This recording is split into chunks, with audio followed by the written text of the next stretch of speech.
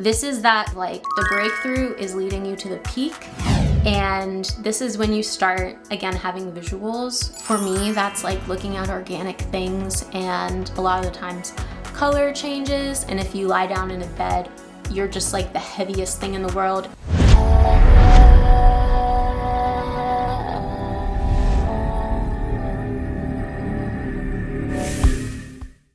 Recording. Ooh. Okay. Hello. It's Chrysantilus. Welcome to the realm. Today I will be genuinely answering the question, what's good with mushrooms? Before we do though, I just want to quickly say this video is for educational and harm reduction purposes. I'm not promoting the use of any substances. I'm just sharing my experience with them. And of course, I encourage everyone to do their own research and put safety first. The number one question I get when I tell folks that I am a mushroom enthusiast is, what's it like? What is the experience like? What is it like to be tripping on mushrooms? This can be a really tricky question to answer, but I'm gonna do my best in this video. I'm gonna give you guys a bit about personality and the overall feel of things, and then I'm gonna get into doses, and then I'm gonna get into the acts, okay? So I'm gonna give you all the first act, I'm gonna give you all the second act, and I'm gonna give you all the grand finale. Mushrooms are actually not for everybody, and that's something that's important to keep in mind. While y'all are watching this video, what are mushrooms like? Very feely, very in your feels, can be very brain tickly, very easy to laugh uncontrollably. It's very easy to cry. It's easier to access certain parts of your emotion that you can't typically access on command. You will get in your feels at multiple points, most likely. Like, you will feel a lot. A lot of those feelings can feel pretty labor intensive. Here you are dealing with things that have bubbled up for you, and, you know, pieces of your persona and identity. How about if I start off with a few observations of my own? You will get new and fascinating sensations in your body. One of the first things you're going to notice when you or any other guys are going through puberty is you're growing. One day you're a point guard, next you're playing center. That, you know, you might have never felt before. You might feel good for the first time in a way you've never felt before. So they are that relative that will sit with you and be like, look at this part of yourself. Oh man, it would be embarrassing. Read them to her. Pop my butt, pop my butt. Pop my butt, pop my butt. I'm not gonna let you hide it from yourself no more. You're gonna look at this part of yourself. Everything I want, I have. Really? And a lot of the times, if you're, you know, really like burying down things on an everyday basis, it's gonna be tougher to look at certain parts of yourself.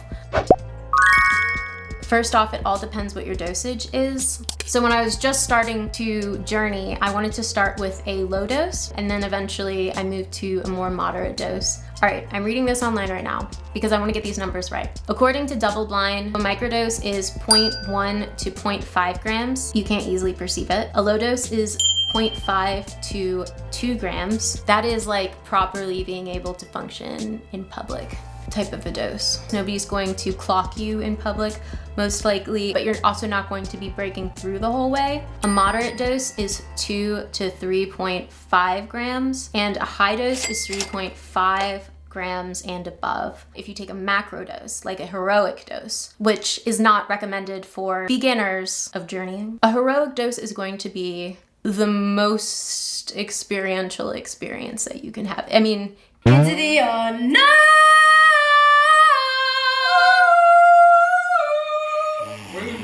Intense. I usually don't experience 4 grams as a high dose.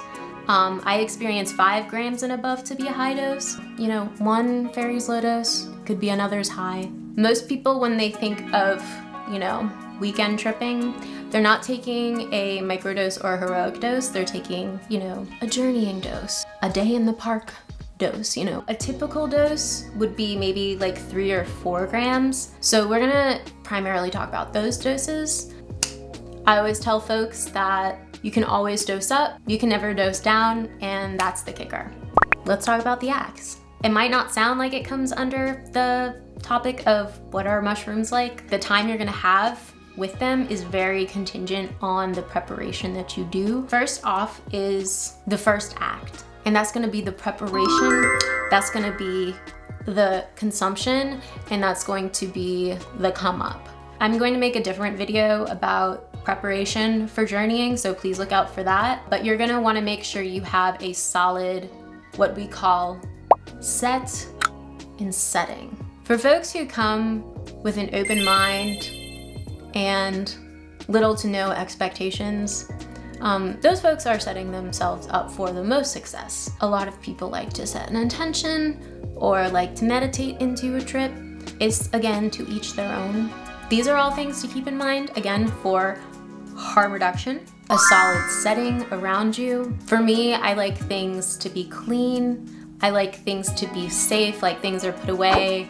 I can't accidentally knock something over and break it too easily. I like for there to be, you know, incense and candles around, sketch pads out, snacks pre-prepared, that sort of thing, just so that I'm not doing too much work while I'm journeying. That's the first part, is the prep. A trip with a lot of preparation, like I usually like to plan 2 or 3 weeks in advance, is going to feel and look a lot different than an impulsive trip, which is not necessarily recommended for beginners. Let's continue on. The next part is the consumption. For me, with psilocybin, I much more prefer it taken with tea, and I'll create a recipe in a future video for like a lemon tack and a tea and all that kind of stuff.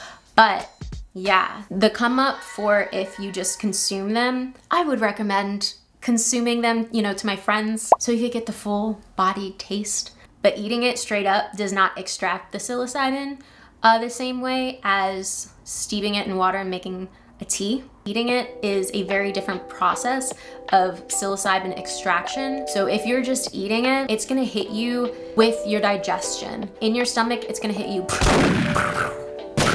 For me, a lot of the times what that feels like is an anxious come up. Like I get a lot of anxiety because I'll feel like, whoa, I feel it really hard and then lighter and then like all the way up here, and then it can just be a lot. But with tea, it's more gradual. And my understanding is it's because the way hot water extracts the psilocybin, you're not relying on your digestive system to, you know, extract this for you. You're more so relying on the tea, and it's a different type of chemical deal. A lot of the times, as I mentioned, the come up can be, you get the feeling of, you know, when you're going up on a roller coaster, just like you don't know what that drop is gonna look like.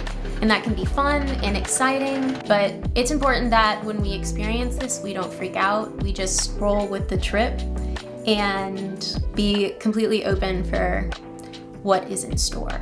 If we're gonna freak out or get worried or experience anxiety, at the top of a trip is a really intense place to put that in the acts that we have here. The come up usually lasts for like 30 minutes to an hour and a half in my experience, but I've had a come up that was just 10 minutes and it just, to my friends, and for harm reduction purposes, I suggest that you don't take another dose until you've let the first dose hit you. Start getting head feels between the first act and the second act, but the second act is what I would call the breakthrough. So this is if you break through. So on a microdose, you're not going to break through. On a lower dose, you're not necessarily gonna break through, but you feel it because you're in the world. Like you look around you and the world is the mushroom realm. You know, the world is completely, I don't know, you feel like an elf or a fairy immediately. Everything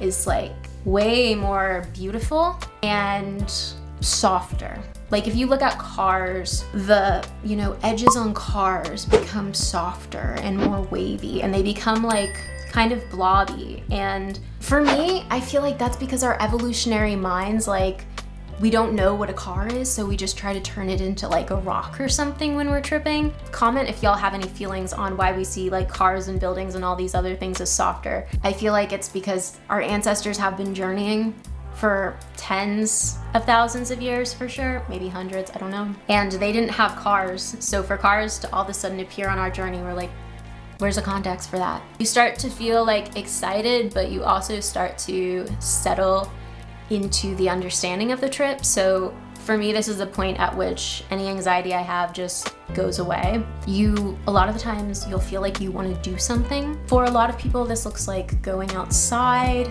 seeing things, immersing themselves in another environment. So I always recommend that people trip with a sitter. That is another person who is with you and sober and looking out for you and is making sure that you're not going to run up on a family and start talking about, I don't know, candles and shit. They're going to do their best to make sure that your trip is not impacting the outside world in any way you wouldn't want. Trip with a sitter or multiple sitters. Your sitter might take you on a walk. Might go somewhere nice, do something nice. A lot of times people like to draw, paint, create. This is that, like, the breakthrough is leading you to the peak. And this is when you start, again, having visuals. For me, that's like looking at organic things, and a lot of the times color changes. And if you lie down in a bed, you're just like the heaviest thing in the world, and your blanket is so heavy on you, and it's just that like weight. You also start feeling, and this has like been proven in studies on the mind and what the mind does under the influence of psilocybin, but you start feeling like your parts of your brain connecting that have never connected before in your life. So this is what's kind of referred to as the ineffable nature of psychedelic. Because for me to try to articulate to y'all what that feels like, just lying down in bed, there are no words for it. The mix of lying down in bed and feeling like I can't explain to you what this is, that I feel like maybe right here when I'm lying in bed, I feel something like that. It makes no sense in the words that we have right now. All I can say is it feels like your mind talking to itself in ways that it has never done before. And I mean, that's proven by science. We know now that psychedelics does affect the mind in this way. Yeah. Why is this cortex talking to that cortex, you know? I don't.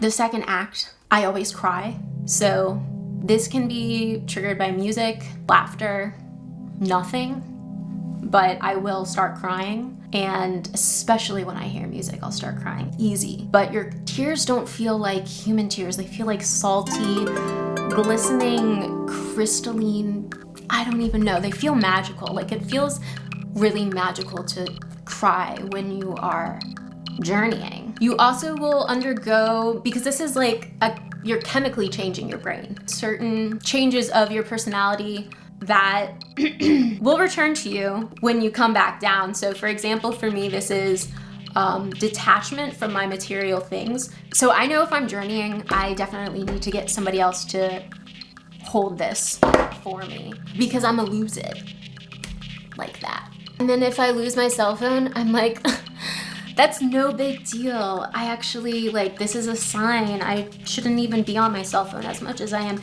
And something that's like a really big deal, like you losing your cell phone, your car keys, something like that, will not seem like a big deal to you. And for me, I am like responsible. I have an agenda book. I keep everything, like, I never lose anything because I got rid of so much of my shit. So losing what I do have is actually kind of a bigger deal. And it does not seem like a bigger deal when I'm a trippin'.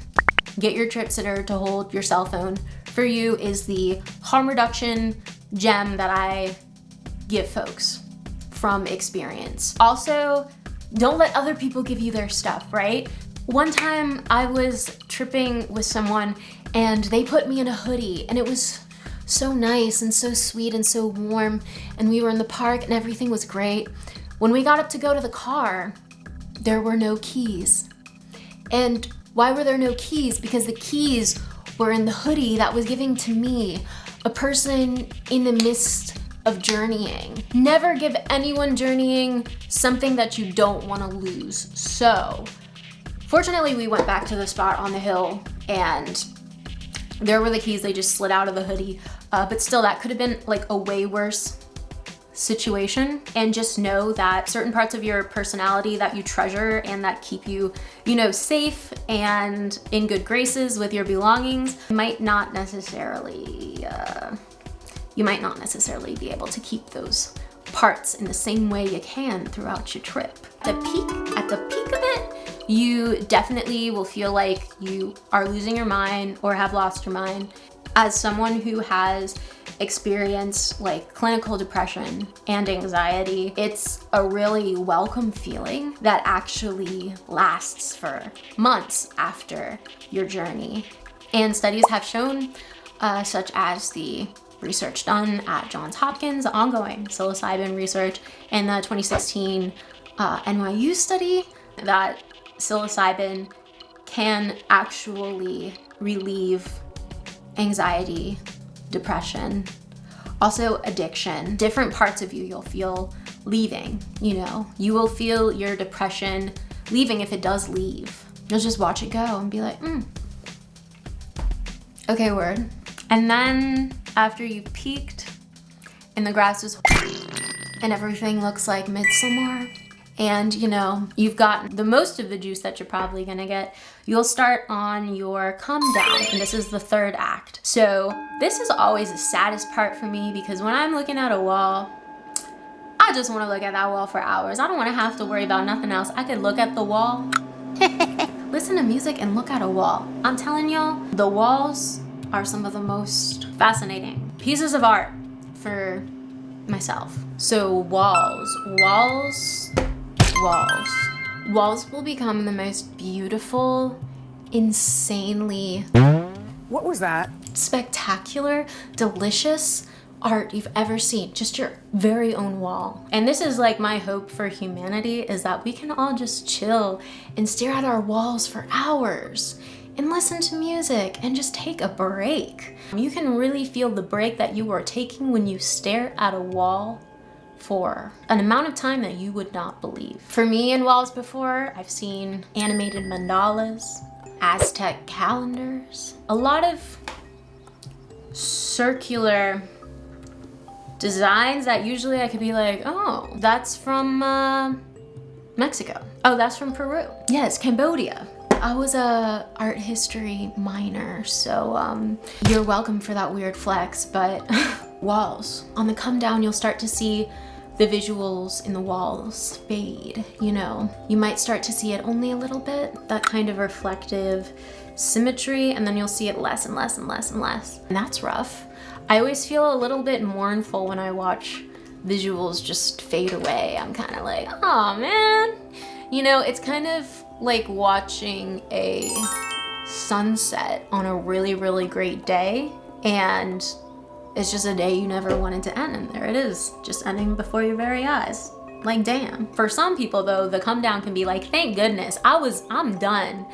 This went an hour over, this went 2 hours over, I'm good. That's never me. If I'm journeying, I always plan, that's gonna be my day. I don't put anything else on that day. For me, it's kind of like a mournful realization that I'm not gonna be like this forever, like this isn't gonna last forever. And when you're tripping, it truly feels like it's gonna last forever. And in some ways it does. In some ways, you know, your trip will carry into your real life. Not in a flashbacky sort of way for me, but in a peace of mind sort of way. You get a new peace of mind. Oh yeah, so the third act, the come down. A bit of a warning. If you're night tripping really late into the morning, I'm talking like the 3 a.m.s, I'm talking about the 4 a.m.s, I'm talking about the witching hours, it can be really tough to fall asleep. Don't bet on your ability to fall asleep. Be chill with the fact that it might take you a hot second to fall asleep.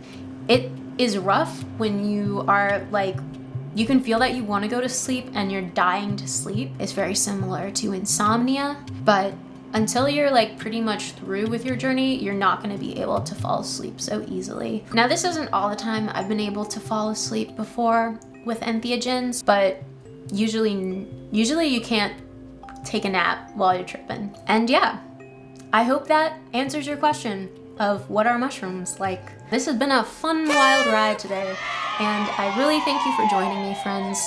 I was looking forward to making this video. This is actually the first video I'm filming ever about psychedelics.